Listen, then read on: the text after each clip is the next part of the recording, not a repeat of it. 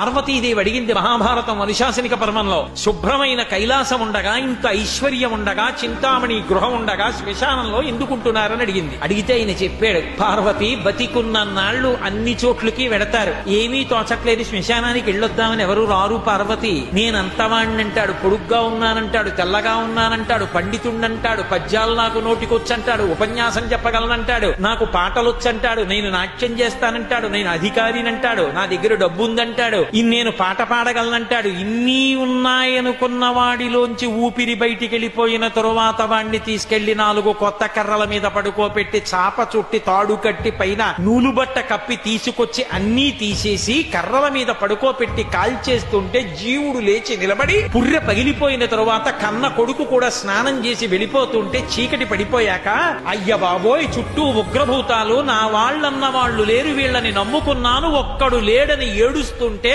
నేనున్నానురా అని చెప్పడానికి నేను కూడా లేకపోతే చచ్చిన వాడు 1000 మాటలు చచ్చిపోతాడని అక్కడ ఉన్నాను పార్వతి, నా కర్మకాల అక్కడ లేనన్నాడు.